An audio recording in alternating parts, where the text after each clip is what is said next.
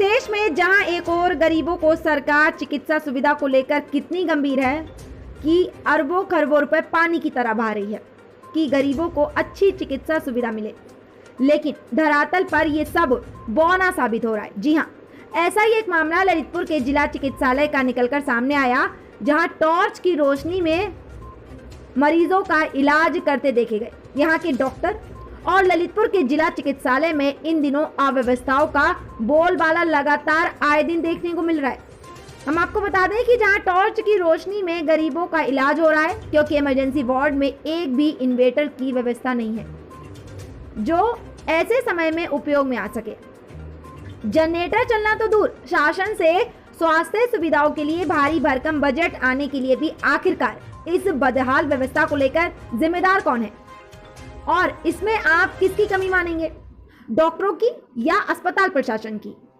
इसके पहले भी कई बार ललितपुर का जिला अस्पताल ऐसे ही संवेदनशील मामलों में सुर्खियों में रहा है।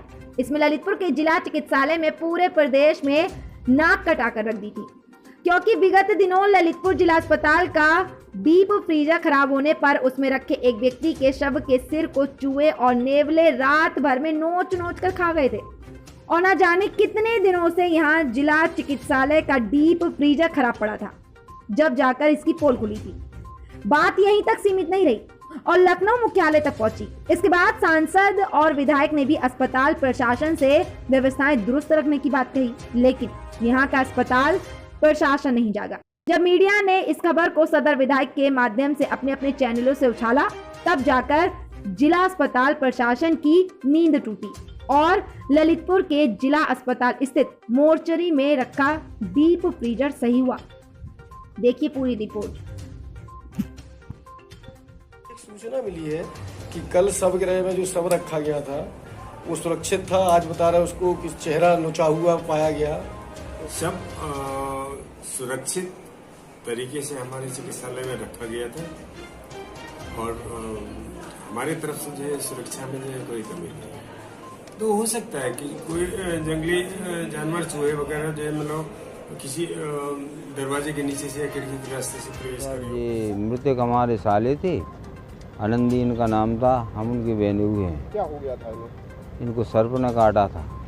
सर्प ने काटा, हम लोगों ने यहाँ पे एडमिट कराया तो डॉक्टरों ने मृतक घोषित कर दिया।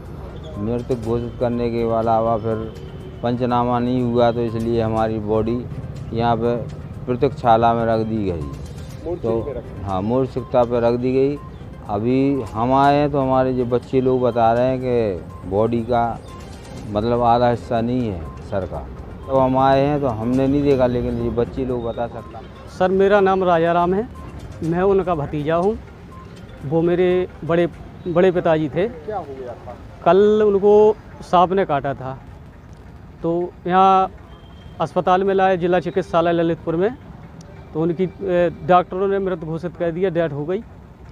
पर इसके बाद उनको मोर्चरी में रखवाया गया।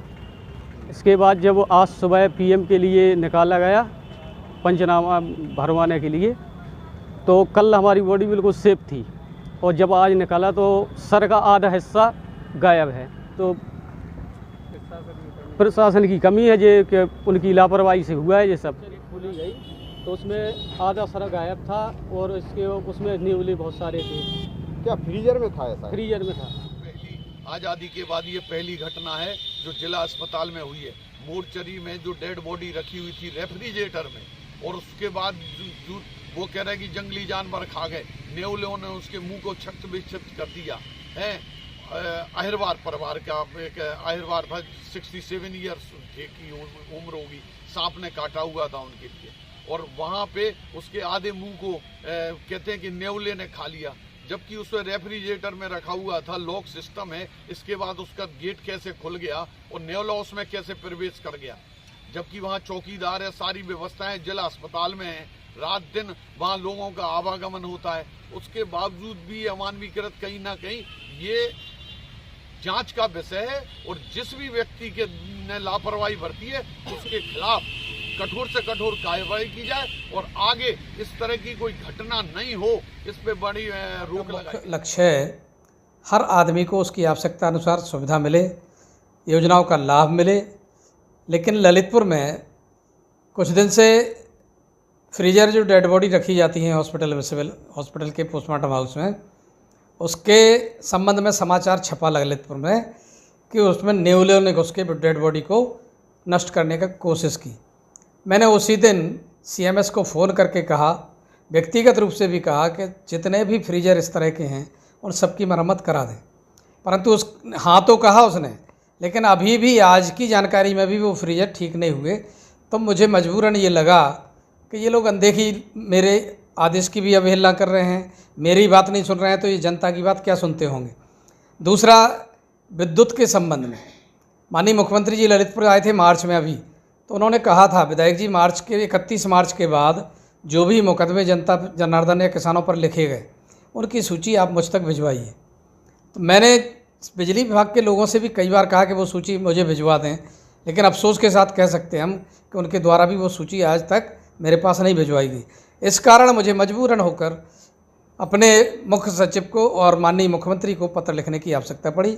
और निश्चित रूप से यदि पत्र भी सुनवाई नहीं होती तो मैं 10-11 तारीख में सामने जाकर के मिलूंगा और उनसे कहूंगा कि ललितपुर के प्रशासन की ये हालत है और ये अधिकारी जब आपके विधायक की नहीं सुन रहे हैं तो जनता को क्या सुविधाएं देते होंगे। इस वजह से मुझे कष्ट इस बात का है कि जिस जनता ने मुझे लाखों वोटों से जिताकर विधानसभा में भेजने का काम किया, उस जनता को असुविधा हो, उस जनता को सुविधाएं ना मिले, तो मेरा एक प्रकार से इतने अधिक मतों से जीतने का कोई मतलब नहीं रह जाता है और मैं जनता की सेवा पर कहीं से ना कहीं चूक कर रहा हूं।